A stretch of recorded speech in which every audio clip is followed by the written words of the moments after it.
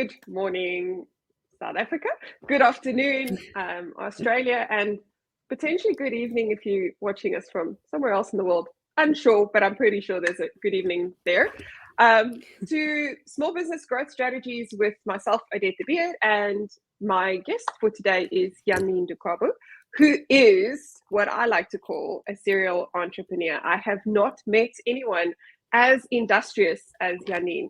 As you should know by now, Janine does a little bit of everything. She's an author, she's a coach, she's a branding and marketing specialist. She does PPE, she does lots of stuff.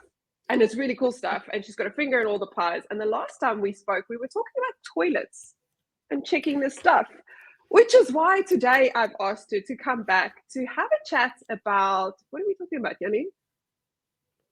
About clients and our ideal client and who are the people we are targeting. And I think to put thought in behind why we're targeting, I've got a really good friend who always says context, just give me context. And I think we need to give the listeners and the people who's watching some context on how to choose your ideal client and your target market. Oh, yes. Well then, tell me, because why should I go through that process? I've had a business for as long as I can remember. I sell stuff. Why do I have to go through this thing of thinking about a person and understanding my ideal client? Why is it important? I mean, why? Because language change, and so does the message. So think about it this way, is when you were, say, in high school, there was a certain way you spoke to your friends, right?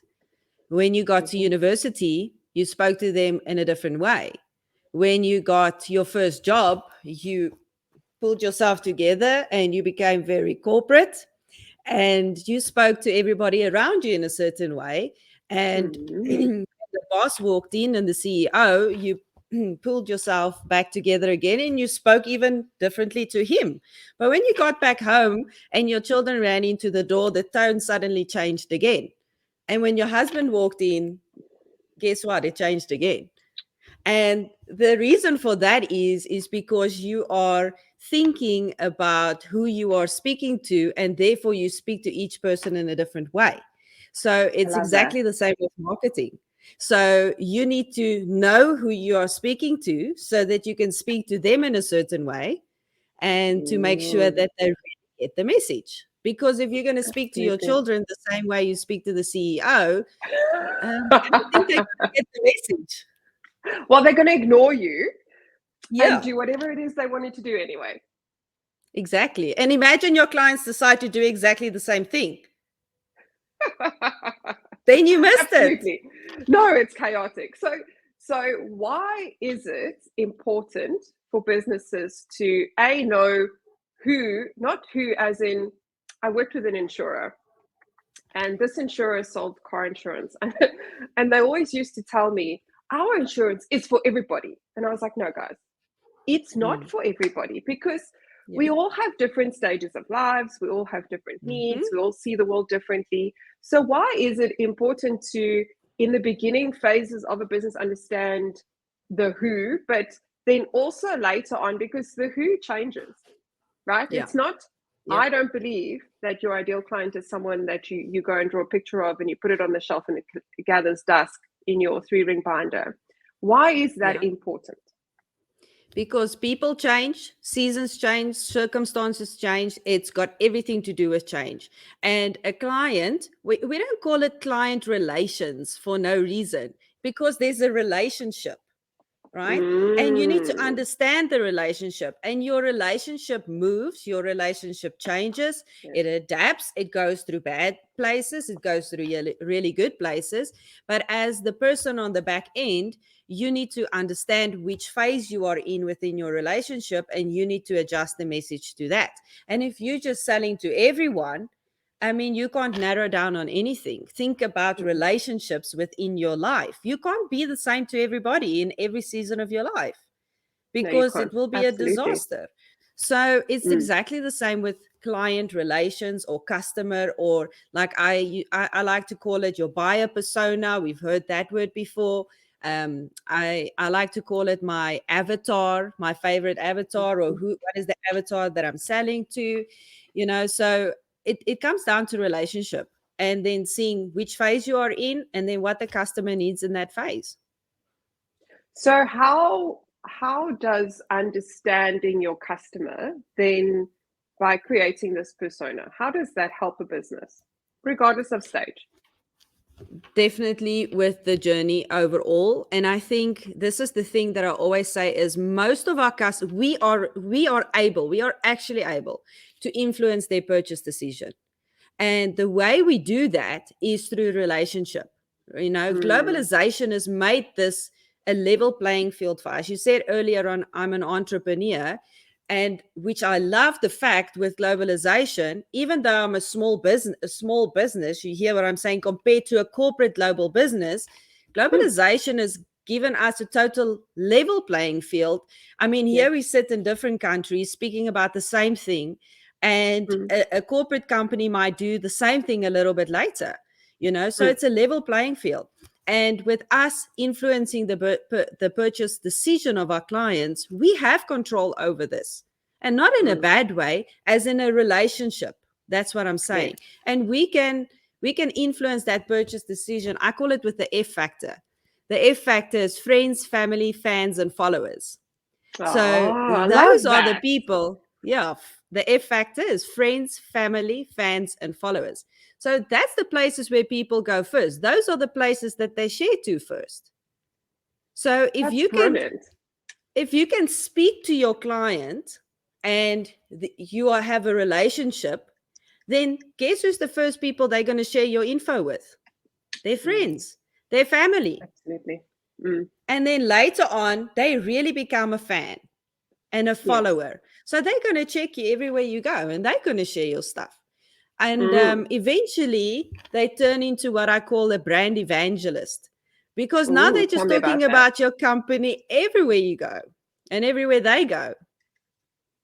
So I like to call them raving fans, but you're right. It is a brand evangelist, because when you've gone through the process of creating your business around your customer, and I know we're talking about avatar, but actually it's the starting point of creating exceptional total experiences. I read a post recently on LinkedIn that was saying it's not customer experience, it's not employee experience, it's total experience. But guys, it's always been total experience. Like this is not a new thing. I know people talk about it like, oh, there's this new concept. It's not a new concept. If your customers are in the center of the decisions that you make, then that will influence the people that you employ. It'll influence the way that you treat them.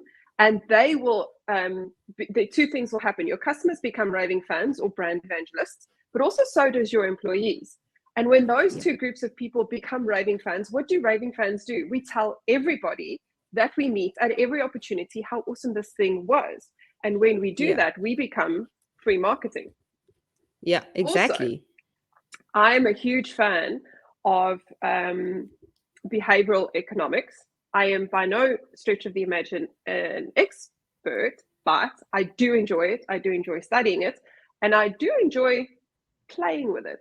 And the reality is, when you've got someone who recommends you to somebody else, that person is, I think, something like 60 or 70% more likely to buy from you based on that recommendation, versus having to go through the 26 touch points of seeing your stuff, but they haven't had someone say, but Janine is awesome. And the minute someone says, but Janine is awesome, they're like, yep, I'm there, I'm buying it. It changes their perspective of you. And I think that's what businesses need to realize. It's not just about creating a piece of paper that says, Odette is my ideal customer, and she looks like this, she thinks this way, she does these things. It goes so much further than it's just a profile. There's so much more to it.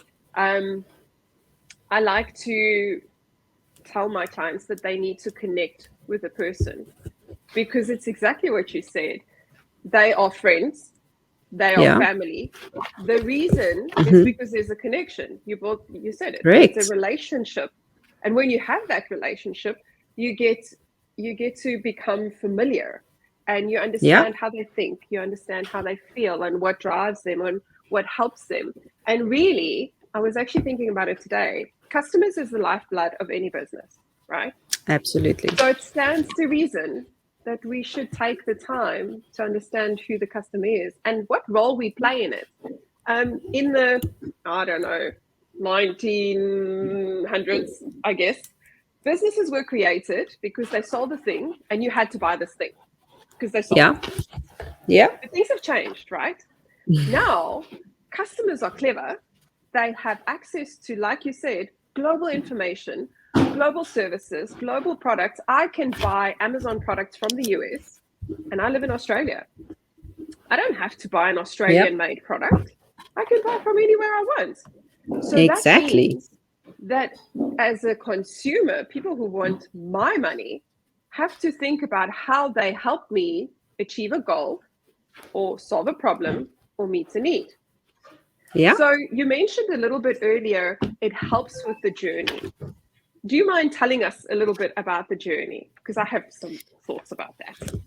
Okay, great. So, what I want to say first is I'm sure you've watched, or maybe some people have come across the documentary on Netflix. I think it's called The Social Dilemma.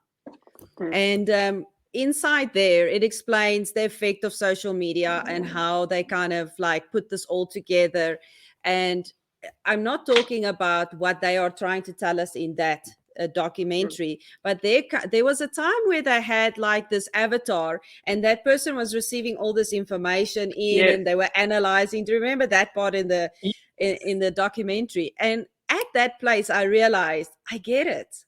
That is how we, as the business owner, must analyze the information about our customers in order to know how to serve them better. Because yes, I get what we're saying, and I firmly believe that if your vision for your business is just to make money, you know what, it's really not.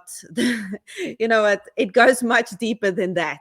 Bye-bye. It really goes much deeper than that. And if we can understand and have actual, you said it now, when it comes to a little bit more the emotional intelligence behind why people make certain decisions, we're not only influencing their purchase decision, but we're actually impacting their lives and how they go on their daily basis. And I think there's much more in that than what there is in just making money. So for me, that's the process. That's the story behind everything, is how can we not influence them all the time, but also impact their lives. And I always say that in a world full of influencers, people are looking for experts. And if you're the expert, then people can come to you for that, and experts make impact. So what is the impact that you can make in your customer and their journey right throughout? But what are your thoughts, Odette? So that's exactly why the summit starts with a strategy day. Everyone's like, oh, why are we doing another strategy day? Because I spoke to a business owner last week, actually, and it's one of the things that I talk about in the strategy content. This business owner bought a business, an existing business, and they went in and they kind of just kept things status quo. They didn't think about what the purpose is of the business. And 12 months down the line, this business has made marginal increases in business growth. Also, they've reduced their profits. Now, you might ask, but why if we've made marginal? Because you can actually increase your revenue while reducing your profit because you're being dumb about it. I'm sorry. So my question was, why does this business exist? And the response I received was to make money. And I was like, you're in trouble. You're in so much trouble. I'm sorry to tell you. Because when we are just in business to make money, the people around us don't care that we make money, actually. Your employees don't come to work to help you make money. And if you tell them that they are there to help you make money, guess what? The minute the going gets tough, that person is out the door, because money is a fantastic tool, but a terrible purpose. So anyone listening who goes, I'm here to make money. Yeah, obviously all businesses exist to make money. Let's not be doof about it. However, that can never be your purpose. My feedback to that business owner was that if you want people to rally around, especially when things are tough, when you're changing things, when you're trying to grow something that really makes an impact, you have to have a why. We always talk about the why. Simon Sinek had the why as the thing, but it talks about the purpose of the business. For what reason do you exist? And it has to be more than just making money, because it gives people something to latch onto. It also helps you determine who should be in your boat and help you. You talk about ships in your book, which relationships you need. That determines which ships you bring on. It also determines who your customers are, because especially now, we just said it, customers are more savvy. If you are a business that cares about the environment and you start talking about the fact that our business, our purpose actually is, yes, we make money, but we want to do X, Y, and Z for the environment, you attract those people. Because when you talk to a customer and you tell them, I am selling you this thing because this thing does this thing, they're like, yeah, well, it served its purpose in my life, I'm going to move on. The minute you say, I'm selling you this thing, but the bigger purpose behind selling you this thing is creating a better community, they're like, oh, well, in that case, I want to be part of creating a better community. I'm in. I want to, yeah, let's do this. How can I give you my money? Now it's no longer about money. And everyone, I firmly believe, nobody exists just to do stuff, right? We all feel like we need to belong, and we all want to be part of something bigger. I think that's the human condition. We all want to be part of something bigger. And when you have a purpose for your business, you give your employees something to rally around, but you also give your customers something to stand for. It then starts differentiating the customers that are price sensitive, the customers that are buy once, from the customers who, like you said, become brand evangelists, because there is now a reason for me to give you my money. And it's more than just you want my money. I don't feel like I'm being used. I feel like I'm contributing in some way to a bigger cause. So that's the purpose thing. Then there's the journey. And I, if anyone is listening, if you're interested in customer experience, I suggest that you follow Jean Bliss. She is kind of one of the customer heroes, experience heroes. And she's flipped the script on journeys altogether. And she's gone, well, journeys are important and there's a place for it. But what many businesses do is they go through the rigid journey. Like it's almost like a train track. They lay the tracks and they go, this is the journey. And then they go, well, this is how we're going to operate and we're going to stick to this thing. But they don't overlay on top of that the customer goals. And actually, that's what it's about, right? If you're going to create an experience for anyone, it's to help them achieve some sort of goal, help them solve some sort of problem, help them address some sort of need. So there's a need for us to understand the goal that the customer is trying to achieve with our product or our service. So one of the conversations I've had with marketing companies before was, I want to be clear. The goal is not likes and follows. I don't care about those things. Those are vanity metrics. And I mean, think about even just the likes and the follows, it also depends on what you sell. Again, context. Exactly. Look at my coaching business as an example. If you look at my pages, the following is low, and the engagement is high for the amount of followers, right? But people don't like to like things that other people are going to see what they are feeling or struggling with. You get what I'm saying? So it's a vulnerable thing. Exactly. So my followers are not as high as a company who sell products, but my phone rings all the time.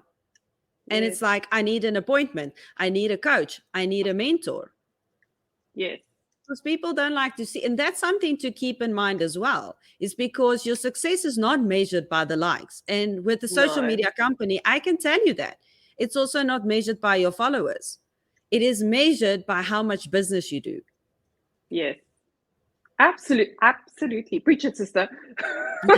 Like we have to get off the bandwagon of my social media page is not doing well or blah, blah, blah. Those things have a role to play. And that's exactly what you're saying. Context with content.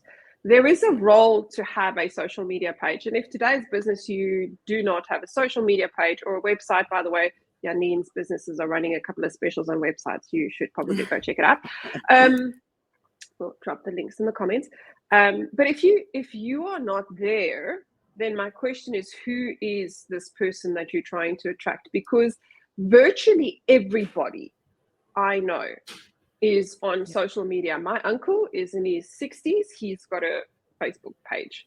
And he spends more time on Facebook, funny enough, than I do. Yeah. So if you were to sell something to someone in their 60s, then you would want to be on Facebook. However, if you are completely location-based, and even then I kind of go, well, you kind of need a social media page. You need to understand who you're targeting. You do have a geographical location. You can kind of use the behaviors to identify your target. So coming back to understanding who we serve impacts us, because then we know where to find them. We know what time to find them, because some people are on Facebook the whole day. Other people are only on Facebook at night. So taking us back to our last conversation, a lot of them are on Facebook in the bathroom. Yes, you've got that captured audience. Use it. Exactly. Like I'm telling you, people go to the bathroom without their phone now. They're like, oh, something's missing, and it's not the toilet paper. No, they bought.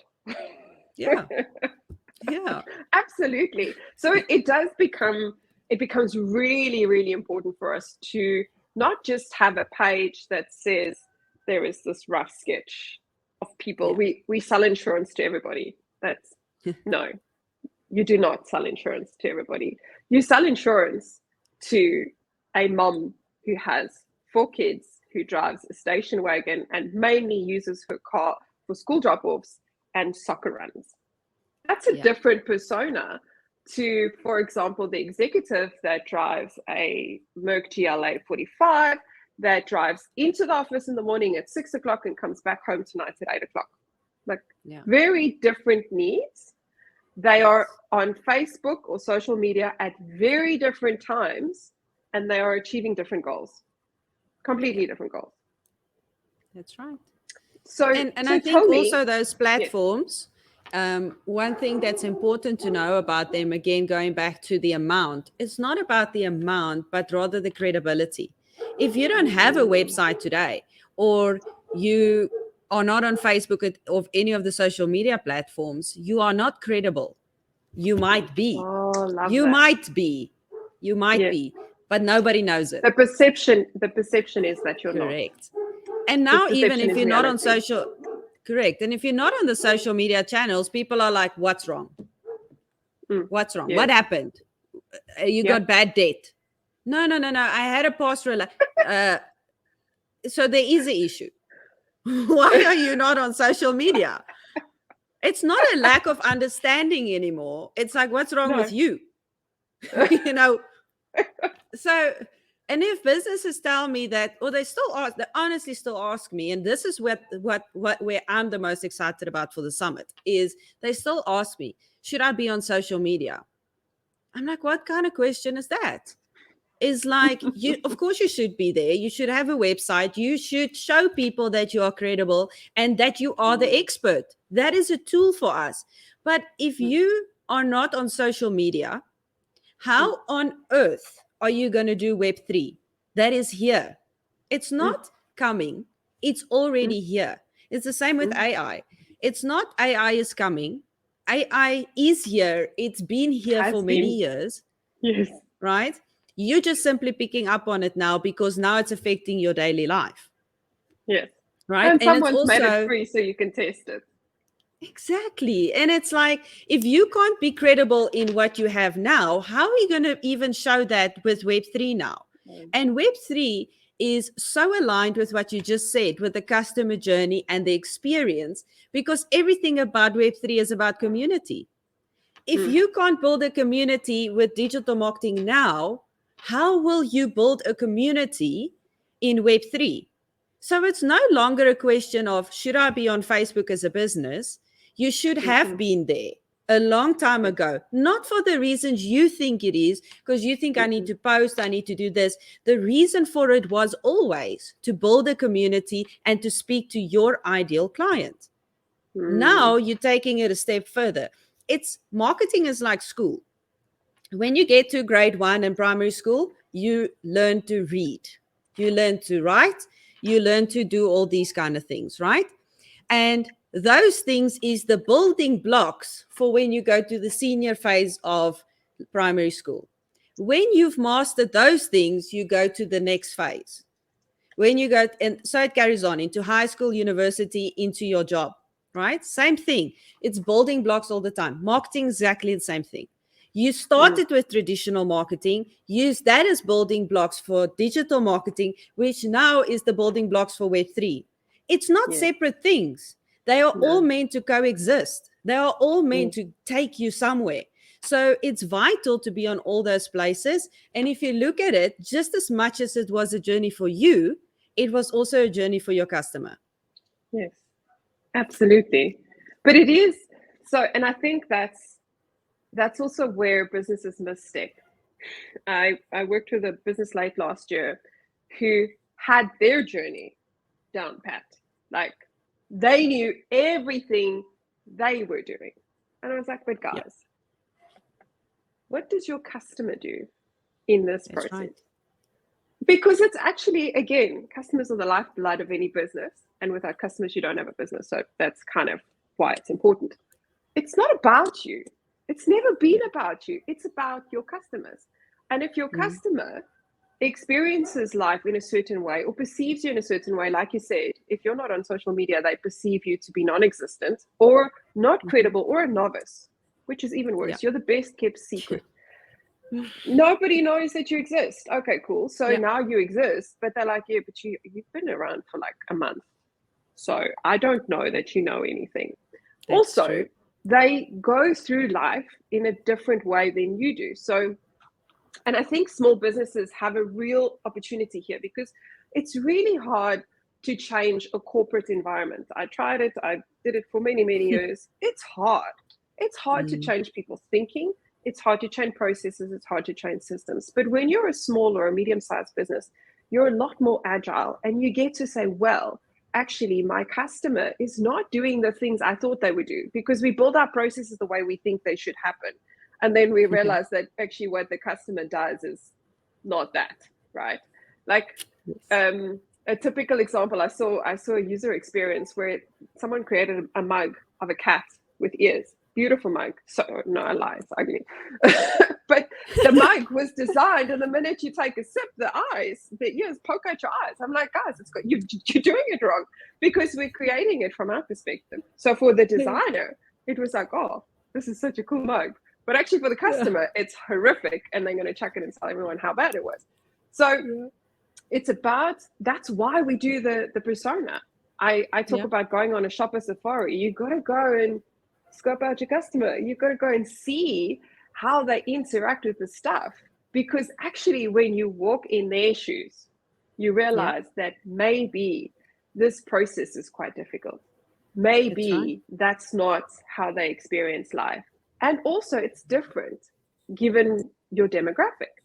I had a company that worked with who did some marketing, and they created a beautiful flyer, and to give you directions to the place that had a QR code. The problem was that majority of their base was old people who've never used a QR code. Yeah.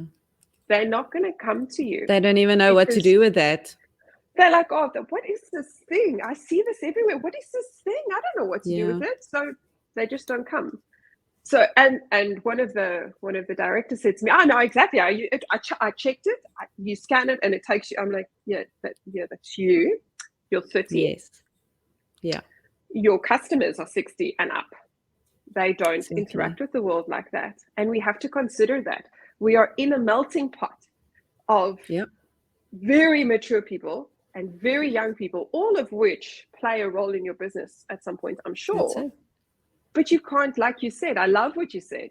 it's about the language that you would use to speak to your grandparents versus the language you would use to speak to someone who's just finished school and is suddenly a multi-millionaire because they have cryptocurrency pockets that went boom, like the millions that took 60 years to build and the millions that took 5 minutes to build are still millions, but you are not going to attract those millions using the same language.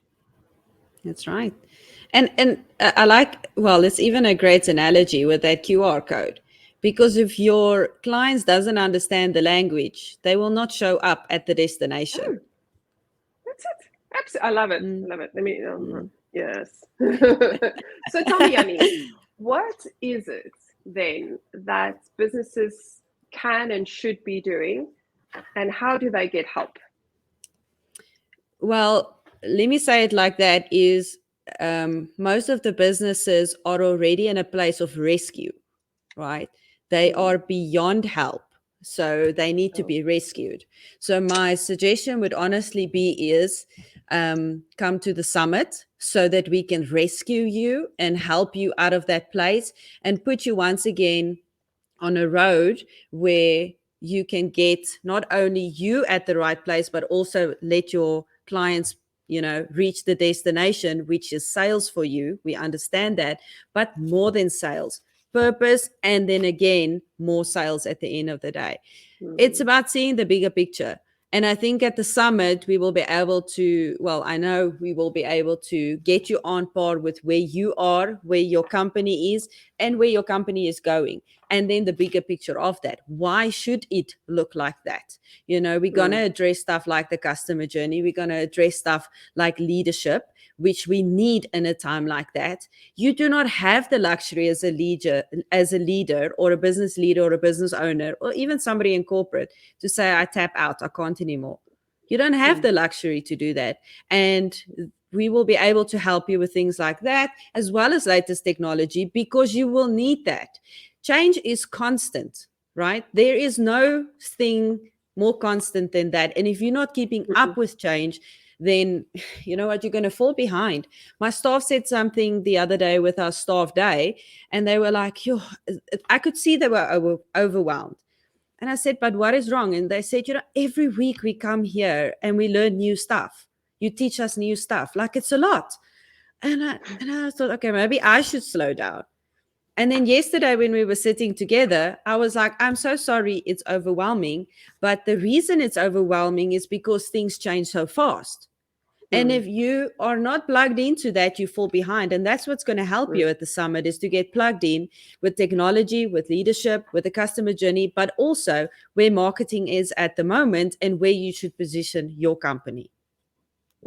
So you're saying I can't just send out flyers anymore? It's not enough.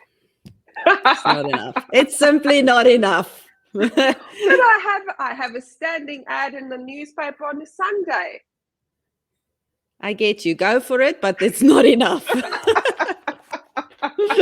And it is. Carry on doing that. Good for you, but it's not enough.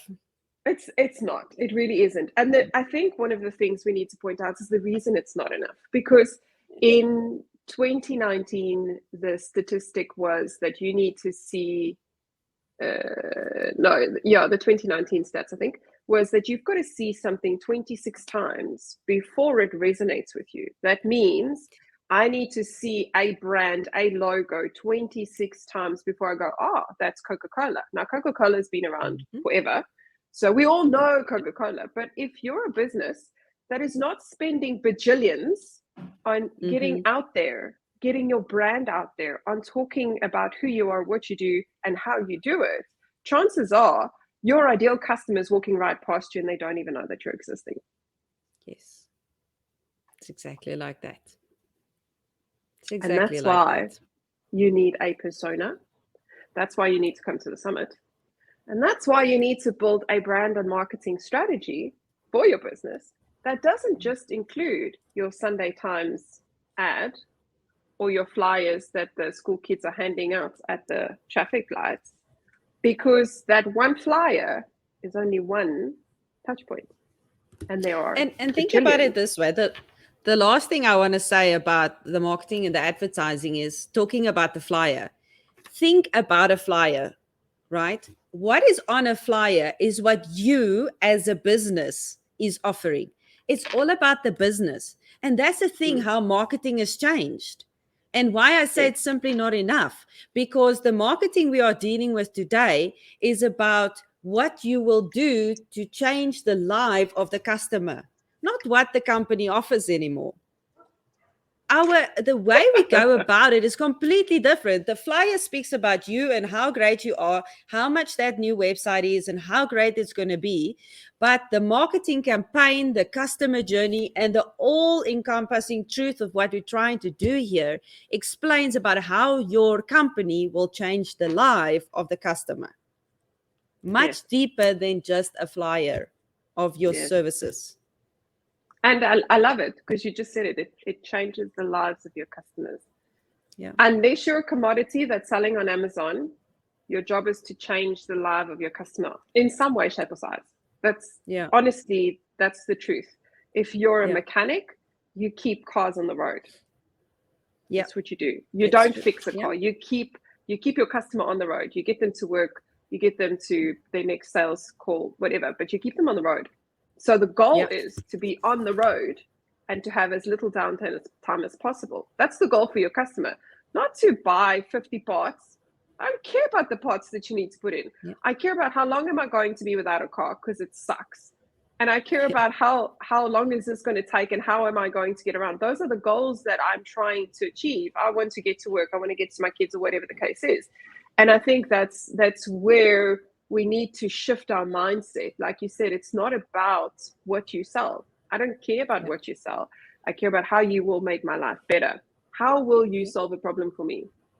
We spoke about it earlier. If you can solve a problem, you can command any price. That's right. That's the truth. And your goal of your business should not be to make money. But if you've got a very big problem that you get to solve, and you're the only one who does it, the expert that you talked about earlier, then you can ask whatever you want. You start creating a life and a business that supports your life, as opposed to being on the rat race all the time. And I honestly, I feel like that's why people go into business. People go into business because they want more from life. But they have to remember that the more from life comes from serving. It comes from serving your customers and giving them more, whatever that more is, helping them to be whoever they want to be. So I always love chatting with you. Always. It's always so much fun. You always have so much insights, and I always feel like, oh wait, there's more. But I also recognize that we have the summit coming up. And if you don't have a ticket yet, I would highly recommend that you get one. If you don't, you're going to miss out, because Janine is an absolute expert, and you've just heard her team is struggling to keep up because she's keeping up. So if you're going to anyone else, they probably outdated. Honestly, guys, they outdated. She's doing what she needs to do to stay on top of it, so that the people that come there, the people who work with her, are on top of it. If you want to go to new heights, if you want to stay ahead of the game, then you know where you need to be and you know what you need to do. In the meantime, it is, what is the time? It is 5 o'clock in Australia, which makes it 9 o'clock in South Africa. You have had enough time now. Go to work. Fantastic. We will see you in the next episode. If you're watching the replay, #replay, leave your comments, leave your questions. We'd love to hear from you. We'll keep monitoring the feeds and we'll respond. Have a fantastic day. Bye.